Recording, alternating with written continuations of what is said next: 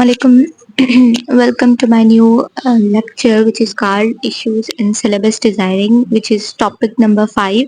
ठीक है, इश्यूज जो है वो सिलेबस डिजाइनिंग में किस तरह के आते हैं पूरा डिटेल में जो हम लोग डिस्कस करेंगे, और अप्लाइड लिंग्विस्टिक्स में उसके किस तरह के इश्यूज आते हैं वो भी डिस्कस करेंगे. ठीक है.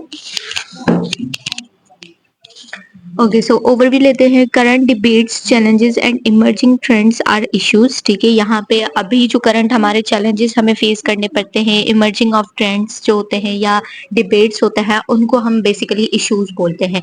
ठीक है. The main issues in syllabus design include the need to fulfil students language needs appropriately. सबसे मेन जो इश्यू है ना वो क्या है कि स्टूडेंट्स की नीड्स को जो है ना वो कैसे फिक्स करना है, कैसे फुलफिल करना है, वो इशू है. ठीक है. The variety of students needs the discrepancy between the theory and practice of syllabi. The difficulty is implementing communicative language teaching and the need to achieve a balance between perspective and innovative strategies. ठीक है. Students की needs आप लोगों को पता है कि हर individual जो है ना इंटेलिजेंस होती है, इंडिविजुअल जो है डिफरेंस होता है, सबकी अपनी अपनी नीड्स होती है. अब उन सबकी जो अपनी अपनी नीड्स है, मतलब डिफरेंट नीड्स को कैसे फिक्स करना है. ठीक है. और उनको उनकी थ्योरेटिकल क्या पर्सपेक्टिव है, उनको प्रैक्टिकली क्या करना है, क्योंकि थ्योरेटिकल और प्रैक्टिकल दोनों में बहुत डिफरेंस होता है कि हम लोग सोच क्या रहे हैं और करना क्या है, हम इम्प्लीमेंट कैसे कर रहे हैं. ठीक है, सिलेबाइज को. तो वो इश्यूज है आपके. और कम्युनिकेटिव लैंग्वेज टीचिंग को किस तरह इम्प्लीमेंट करना है, एक तो वो इशू है आपको. ठीक है, कि हम लोग जो है वो किस तरह स्टूडेंट्स में ये चीज ला सकते हैं. and the need to achieve a balance between prescriptivism and innovative strategies.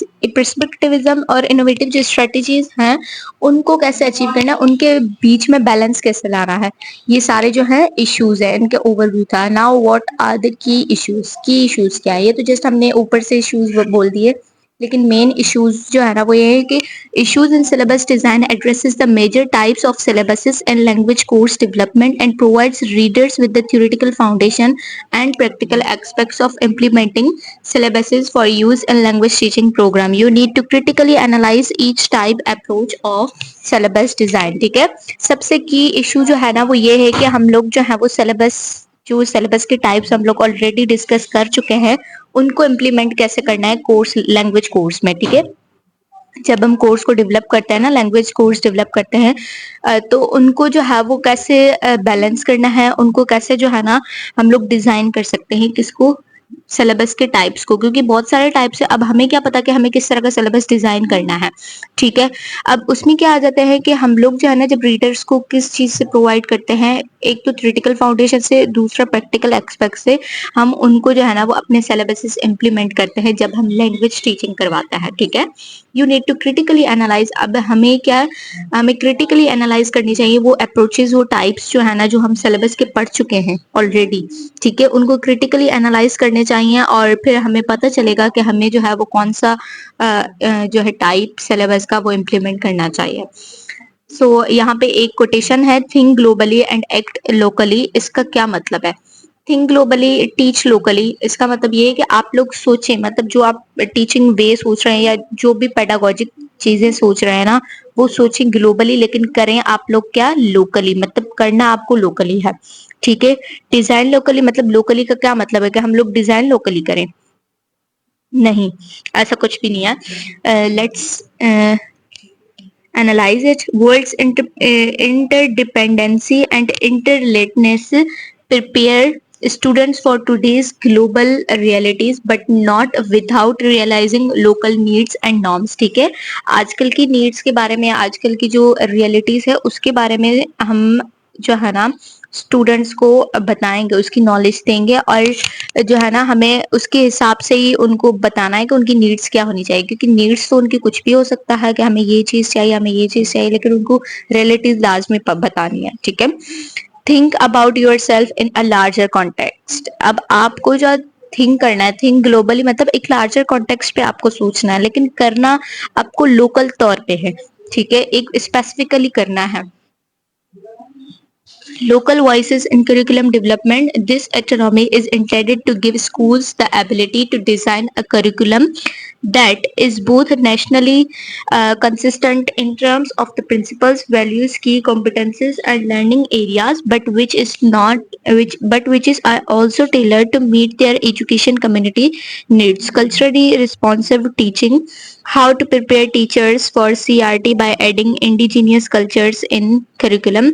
Ajay यहाँ पे बता रहा है कि करिकुलम डेवलपमेंट में लोकल वॉइसेस कैसे हो सकते हैं. जैसे हमें जो है ना वो पता है, ability to design a curriculum that is both nationally consistent in terms of the principles, values and key competences and learners learning areas, but it is not tailor to meet their education committee needs. ठीक है, यहाँ पे क्या बता रहा है कि ये जो है ना मतलब ऐसे है कि आपको करिकुलम जब डिजाइन करना है, ठीक है, उसके लिए क्या होगा कि आपको प्रिंसिपल्स रखने हैं, वैल्यूज रखने होते हैं, की कॉम्पिटेंसेस कुछ होती हैं अथॉरिटीज की वो रखनी होती है, लर्निंग एरियाज रखने होते हैं, पर ये लर्निंग नीड्स के लिए मतलब एजुकेशन कम्युनिटी नीड्स पे वो इम्प्लीमेंट नहीं की जाती. रखा सबको जाता है लेकिन वो चीज की नहीं जाती. तो उसके लिए हमें क्या करना चाहिए, कल्चरली रिस्पॉन्सिव टीचिंग जो है वो अप्लाई करना चाहिए. और उसके लिए प्रिपेयर कैसे करना है करिकुलम वो भी आपको मतलब आना चाहिए. ठीक है, और इसमें जो है वो रोल क्या होता है टीचर का, teaching is situated and contextualized so should be syllabus. ठीक है, the role of teachers as co-producer of professional knowledge rather than a practitioners who merely put given knowledge to work in educational practices is increasingly being recognized. ठीक है, यहाँ पे क्या बता रहा है कि टीचर का रोल क्या होता है कि वो एक नॉलेज जो बिल्ड कर रहा है ना वो एक प्रोफेशनल लेवल पे करे, जस्ट वो एज अ टीचर ना करे, एक प्रैक्टिशनर तौर पे ना करें कि हम जो है वो एज अ टीचर है, बस टीचर को वो छोटा सा ले ले. वो जब भी वो उस नॉलेज देना चाहे ना स्टूडेंट्स को तो वो प्रोफेशनल लेवल की देना चाहे. ठीक है, प्रोफेशनल लेवल का ये मतलब है कि उनको जो है ना मतलब पूरा ग्लोबली बताएं, लेकिन करें भले वो लोकली, लेकिन उनको इंफॉर्मेशन तो नॉलेज तो वो ग्लोबली देना. तो प्रोफेशनल का मतलब वो. Impact of syllabus on the teaching and learning process. ठीक है, टीचिंग लर्निंग प्रोसेस पे क्या इम्पैक्ट पड़ता है सिलेबस का.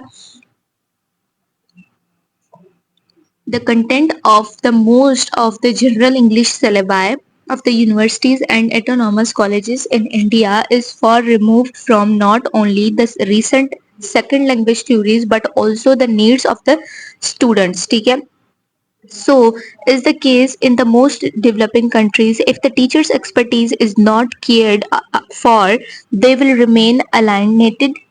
This alienated must end, and there are two ways to end this. Firstly, give considerable freedom to the teachers to decide on what they teach. Secondly, incorporate the felt need of the students in the syllabus. ठीक है, यहाँ पे क्या बता रहा है कि syllabus का टीचिंग पे जो है वो इम्पैक्ट कैसे पड़ता है. पहला तो ये है कि इन्होंने एक इंडिया का दिया है कि इंडिया की कॉलेज में जो है India is for removed from only the recent second language theories. ठीक है, वहां से रिमूव किया गया, but also the needs of the student, उनकी नीड्स को भी रिमूव किया गया. क्यों किया गया, क्योंकि उनकी जो जनरल इंग्लिश का जो सिलेबस था उस वजह से. ठीक है, उनका इम्पैक्ट उन पे इस तरह पड़ा कि उनको जो है उनकी ऑटोनॉमस यूनिवर्सिटीज को जो है कॉलेज को जो है वो रिमूव किया गया. So is the case is the most developing countries. किस लिए रिमूव किया गया, क्योंकि वो मोस्ट डेवलपिंग कंट्रीज है. ठीक है, कौन, इंडिया. और दूसरा क्या बता रहा है कि टीचर्स जो है वो एक्सपर्टीज हो मतलब if the teachers expertise is not cared for, अगर टीचर्स एक्सपर्टीज होके भी इस चीज को नहीं सोच रहे कि हमें किस तरह उस चीज को इम्प्लीमेंट करना चाहिए स्टूडेंट्स पे, तो फिर वो दो चीजों से खत्म हो सकती है. या तो फिर टीचर्स को जो है वो हम लोग दे दें कि आप लोग खुद से डिजाइन करें कुछ भी. ठीक है, या तो फिर हम लोग जो है वो स्टूडेंट्स की नीड्स पे फोकस ना करें. इन दोनों चीजों से जो है ना उनको रिमूव किया जा सकता है, उनको खत्म किया जा सकता है. Pros and cons of the each syllabus type and approaches. Critically examine advantages and disadvantages, keeping in view local context and sources. Which approach, process or product oriented is more appropriate. अब आप लोग पिछली discussion से थोड़ा सा अंदाजा लगा सकते हैं कि कौन सी अप्रोच जो है वो अप्रोप्रिएट है. कौन प्रोसेस ओरिएंटेड सिलेबस जो है या अप्रोच जो है वो अप्रोप्रिएट है या प्रोडक्ट ओरिएंटेड है. According to previous discussion. तो इसका आंसर आप मुझे बता दें और इसका डिसएडवांटेजेस और एडवांटेजेस भी बताना है, critically examine advantage and disadvantage. ठीक है, कि लोकल कॉन्टेक्स्ट में किस तरह जो है हम लोग सोर्सेज यूज कर सकते हैं एंड यूज कर सकते हैं। सेकंड का तो आंसर आप लोगों को आना चाहिए क्योंकि रिसेंटली अभी मैंने इसको डिस्कस किया हुआ है। सही है। सो हमारा टॉपिक जो है वो कंप्लीट हो चुका है। चैनल को लाइक करें, शेयर करें, सब्सक्राइब करें एंड फर्दर डिटेल्स के लिए आप लोग जो है मुझसे कांटेक्ट कर सकते हैं। Thank you. Allah Hafiz.